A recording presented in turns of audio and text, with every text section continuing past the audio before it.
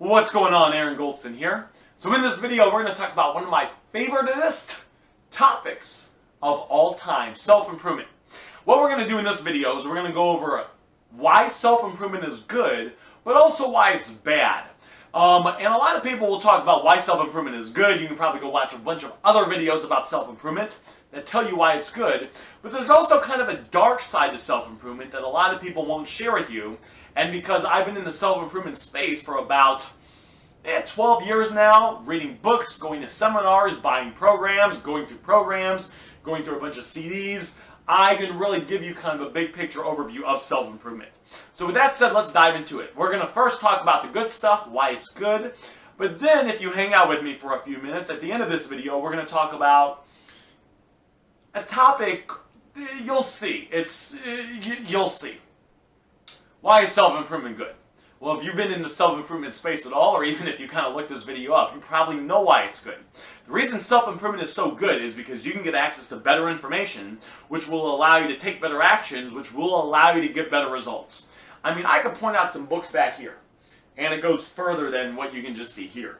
And I got a whole nother bookshelf in the other room that's actually even bigger than this one. But there's like, let's say you want to make money, right? Let's say you're like, Aaron, I want to get rich. Well, in order to get rich, you kind of have to have some mental stuff, and then you have to understand how to think like a rich person, how to take actions like a rich person, and a whole bunch of other things. So let's say you go to mom and dad, and if your mom and dad are not rich, which most mom and dads are not rich, because, you know, just the 80-20 rule, and actually the 1-4-15-80% rule, only 1% of people in the United States are considered rich. So just by sheer numbers, mom and dads, everyone, most people are not rich. So if, like, when you were getting started off in life, if you wanted to get rich and you went to mom and dad, there's a 99% chance that they're not going to be rich. And because they were not rich, they're not going to be able to share with you what to do to be rich. And maybe you go to the neighbors up the street and down the street. Maybe you're hanging out with your friends and you ask their parents, how do you get rich? Maybe you ask your teacher that's, you know, making 45, 50 grand a year how to get rich. They might have some ideas, but you only want to take advice from people that have the results that you want. When I got into fitness and I wanted to get some big muscles, I went to 3 gyms. I asked them who was the biggest, buffest personal trainer at each gym. Each gym brought out someone. The first gym brought out a guy that looked a little bit more out of shape than me. So I was okay, none of that. Next gym brought out a guy that was pretty big, pretty buff. Third gym brought out a guy. This guy was big. I mean, he was ripped veins like this big. He's actually an IFBB pro bodybuilder now. So, you know, he's definitely got some muscle. I decided to work with the third guy. Even though he was more expensive than the other 2, I wanted to work with him because I didn't want any theory.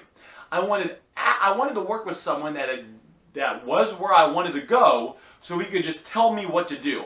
And that's the benefit of self-improvement. If you want to make a bunch of money, you can go find a book from someone that there's lots of people that have started with nothing that have made tens of millions, hundreds, or even billions of dollars, and they will share with you in like a $10, $20 book, literally step by step exactly what they did.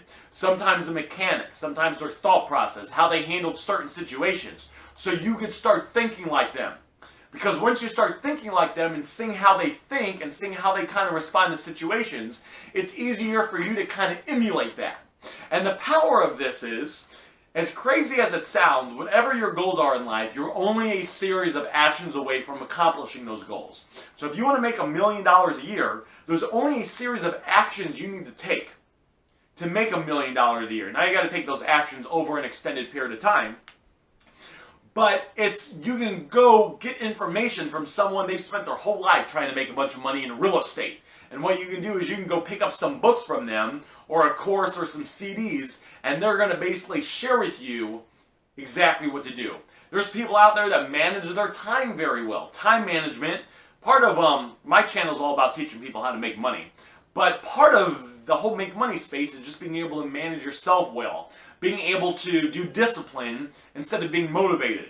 So like, you know, one of the things you'll hear some average people say is they'll be like, oh, you know, when I kind of feel like doing something, I'll do it. A lot of successful people do is what they do is they just rely on discipline. So you'll hear Grant Cardone talk about it. You'll hear, I believe, Sam Ovens, Alex Becker, Gary Vee. There's a lot of people out there that will tell you that they just kind of do it anyway. believe even RSD Tyler talks about it. He just kind of does it anyway. So what you do is, maybe all these people that aren't really too, don't really have the things you want in the external world are saying, just do what you want to do, man. Once everything works out, it'll all work out. But then these people are saying, you want to take action anyway. You want to do it regardless of how you feel. You want to go out there and, you want to work on building your discipline muscle so you can rely on discipline, not motivation to, take the actions you need to take in your business. You can start to change your thoughts. And once you start to change your thoughts and you get better information, you can then take better actions and allows you to get better results. Self-improvement is very important, especially in the world we live in. So I'm going to share with you guys kind of an underground secret. But if you know me, I just kind of am open about everything, so this is it. There's a lot of advertisements out there. The average person sees, I don't know, I think it's a few thousand advertisements a day, because, you drive by, you see a BMW, that still counts as an advertisement. Someone with a Nike shirt on still counts as an advertisement. An advertisement doesn't necessarily have to be a 30-second TV commercial, or, one of those annoying 5-second videos in front of a YouTube video that you're watching. So one of the main things that advertisers do is they try to make it seem like in order for you to get what you want in life, you need to buy their product.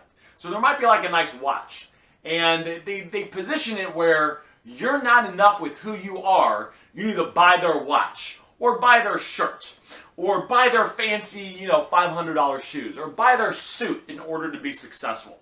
Or you gotta have a Mercedes-Benz, because all successful people have Mercedes-Benz. So a lot of advertisements try to make you feel like you're not enough, and you'll be a more enhanced person if you buy their product. So you have that information that you've probably been seeing probably every day since you've been alive that's putting bad shit in your brain. You have the news that feeds on negativity. More people are drawn to negativity than positively, I believe. I think the reason for it is what Eckhart Tolle talks about in his book, The Power of Now, that negative energy is more dense than positive energy, so it's easier for people to be sucked into negative than kind of be drawn towards positive or towards the light. So you have the news saying negative stuff, and they're putting in scarcity, and, oh, you should be scared, and there's all these bad things happening. And there's all these, so you have all this kind of negative information. So self-improvement can basically take you out of it. Even if you're in an environment where everyone you know is negative, anyone you've ever known is negative, they haven't really accomplished much in the external world, you start going through self-improvement and it kind of builds belief in your system. Especially once you start to hear all these stories. One of the great things is just the motivation. You hear stories of, the Walt Disney. Walt Disney, he started his first company called Laugh-O Entertainment. It's something along the lines of that, where he wanted to start, he started that company and he had to file bankruptcy. But then he came back again, started Walt Disney, and it became very successful. You hear stories about the Colonel Sanders guy. He was, he tried all these things that failed. He got kicked out of jobs. All these things, he had all these hardships, and at 65 years old, he didn't start promoting KFC till he was 65 years old. He didn't get started in his entrepreneur journey until he was 65 years old. He eventually started KFC, and his face is still used in KFC. You hear, Grant Cardone talks about, I think the first 6 or 7 jobs he had, he got fired from all of them. Now he's doing pretty good for himself. Tom Mirza, I think, started 6 or 7 companies that all failed, but he kept moving forward. So when you hear stuff like that, what does that show you? That shows me that, I don't have to get it right away. It's okay if I go through little bumps, and even if it takes me a few years to figure it out. Guy that started Dropbox, I believe he's a billionaire, he said, don't worry about being wrong because you only have to be right once. So you start to see all these things, and it allows you, it shows you that if all these other people could do it, why couldn't you? The other benefit of self-improvement is it allows you to, through self-improvement, I've learned how to manage my time better. I've learned the difference between being productive and being busy. A lot of people are busy, very few people are moving forward in their life, kind of in the external world. So it's very good for all those things. You believe in yourself, right? Maybe you want to start making money, so you get involved in a business, you drill down. Self-improvement is very good. It can show you how to control your emotions. It can show you how to build relationships with people. It can show you how to communicate with people.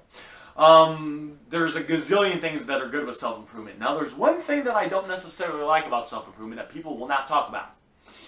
That is the fact that one of the things the self-improvement community sometimes has is there's kind of this underlying feeling that you're not enough. Because the idea of self-improvement in and of itself is suggesting that who you are is not enough. You need the information in the 7 Habits of Highly Effective People, and then you'll be enough.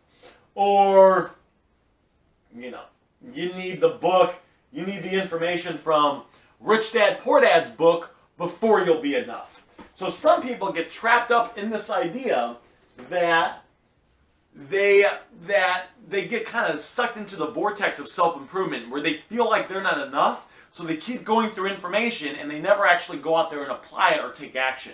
So we want to come from a place that I might not know everything now. Matter of fact, we're probably never going to know everything. But who I am is enough to start taking action now, to start trying out things now, to start experimenting with different things now. And then as I'm doing that, I'll learn, I'll grow, I'll go through these books, right? As you're trying to start your business, start the business, but then read this book as you're starting your business so you can get the information from this and you'll be a little bit more effective. Some people, they get drawn into this loop of all they do is go through self-improvement, they never take any action, and nothing in their life really changes. It could be a few years from now. It doesn't matter how much information you have. If, you haven't lost the weight or gotten that relationship or made the money, what the fuck is the point? So that is my take on self-improvement. And lots of good with it, but just make sure you kind of don't get sucked into that void that a lot of people get drawn into. There's a couple...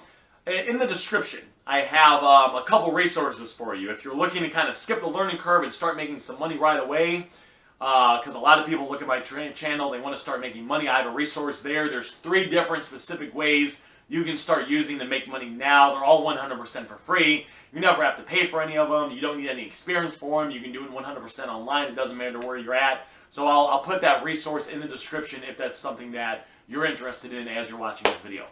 So that's what I got for you guys. My name is Aaron Goldsten. Let me know what your thoughts are on this video. Let me know if you found this beneficial, if this kind of makes sense, and what your thoughts are in self-improvement in general. Have a fantastic day.